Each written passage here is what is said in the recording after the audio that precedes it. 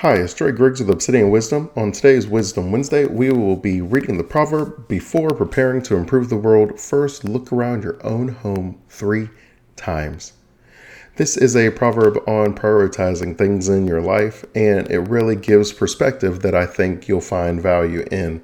Most entrepreneurs and families worry about money, so we created the Wisdometric framework to help you eradicate financial stress, generate a passive income, and build a prosperous retirement strategy.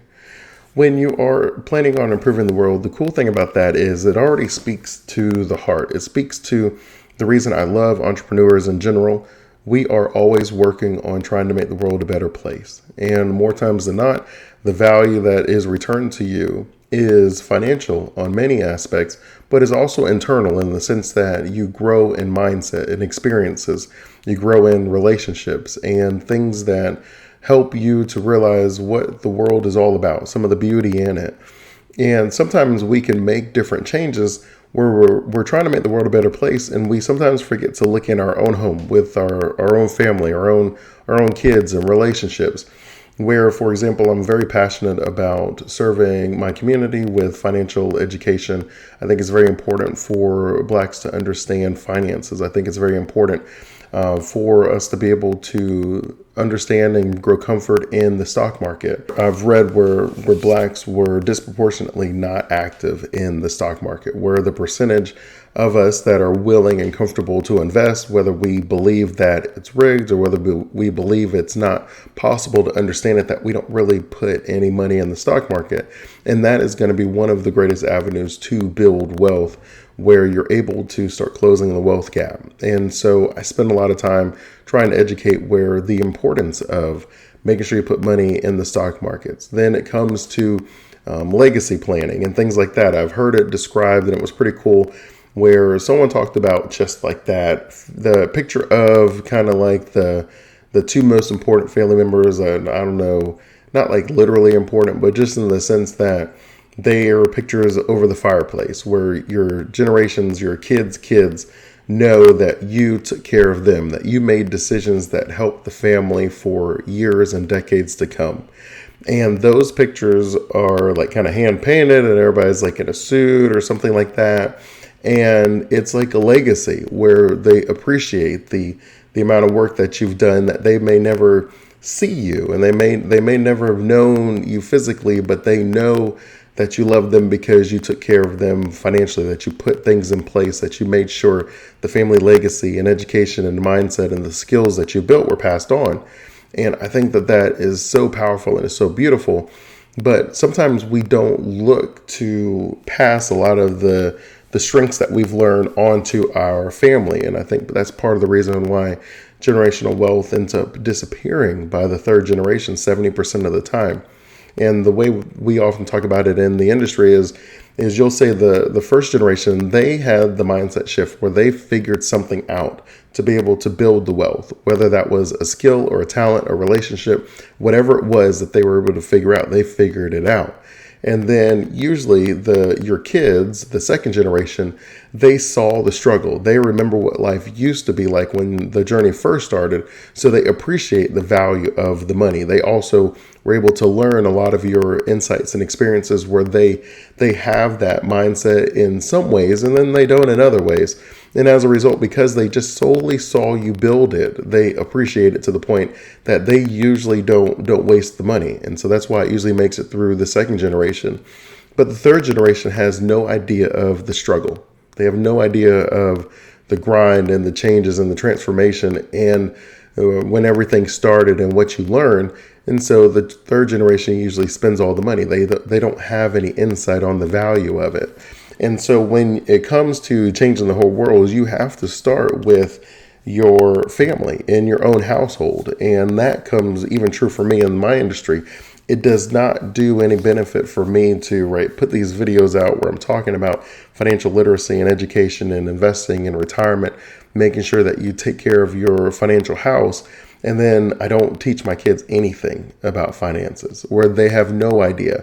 And they end up either just spending the money that my wife and I have put together, or they really always are dependent in some sense on us because we haven't taught them any of the skills and the mindsets that they would need to know so that they're able to accomplish their own goals and that they're able to pass that information on to their kids. I think communication is so important. It's so vital. It's so necessary. But sometimes we think if we just are able to give them a bag of money at the end, that they're going to be okay, that they're going to have their freedom, that they're going to be able to make good decisions. But it just doesn't really work that way. And the numbers bear it out that if we don't spend enough time ensuring that what we believe is necessary to make the world better is also what's necessary to make our household, our family, our friends better, then we're really missing the point. You would expect someone who does financial planning to have their own finances planned out. You would expect someone who encourages investing to have investments set up. You would encourage someone who talks about planning legacies to make sure that the legacies for their children are set up. That someone who talks about like wisdom and reading and the values, that they would take their kids to the library every Saturday so that they can get them 2 new books so that they can keep reading and growing their own wisdom. And these are all things that I try to do because I know how important it is to make sure that my own house is set up before you're going out to change the world. Sometimes this is used when we talk about like where people have like nonprofits where you're like, okay, you're going to do things in other countries, but in your own country, there's lots of problems already that you could address. Or we talk about adopting, and some people talk about adopting the same way, where you're going to adopt someone in need from another country, but there's people in need in your own country. Now, I don't think that this proverb is specifically speaking in that sense. I do think that there are lots of ways for you to be able to provide value for your community without necessarily restricting your ability to actually make the world a better place, or having to, in those cases, literally adopt someone local versus wherever you had already planned to do it. I believe that what we're really talking about is just the overall skills and the strategies and the mindsets that you're going to instill in the world to make the world a better place. You should instill those exact same skills, strategies, and mindsets within your own household. That whatever you believe is super important, whatever you are passionate about, that same passion should be instilled in your children, where they understand what your purpose is, what's driving you, and as a result, they're able to pass that knowledge along. That it's not about getting the result because you figured it out and then you just give your kids the result. It's about taking your kids and your legacies along that journey so that they're able to come to the same conclusion that you are. And oftentimes that does require us to bring them back to where things started at. That if you want them to understand the importance of working in the community, then you have to take them to community events. If you want them to understand the importance of investing and paying yourself first, then your kids have to know that you are investing and paying yourself first. Whether that means you just go over your portfolio with them once a month or once a quarter or once a year, or whether that means that you set them up with their own accounts and then you tell them, this is how I choose stocks. This is how I make decisions. This is why I'm doing it. This is the plan that I have in my next 3, 5, 10 years. Then they understand much more through your actions than through your words. But you do want to make sure that you still have that fire to make the world a better place. You just want to make sure that you pass the fire along to your children and your legacy and in your home as well, where you're making the world a better place for them.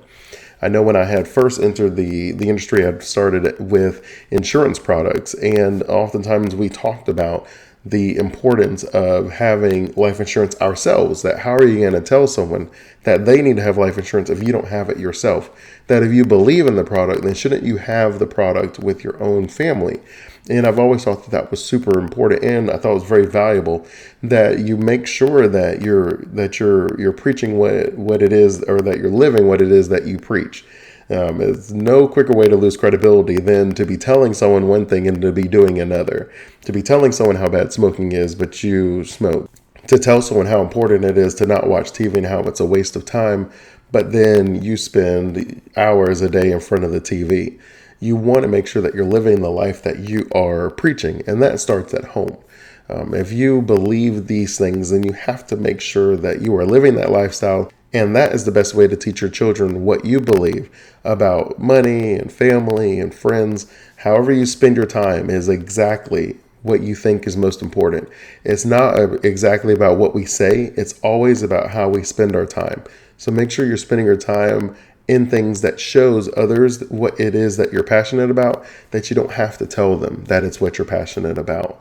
If you have additional retirement questions, I invite you to check out my free retirement planning that works video training at obsidianwisdom.com/training. In it, I give you the entire wisdometric framework that I use with my clients to help them eradicate financial stress, generate a passive income, and build a prosperous retirement strategy.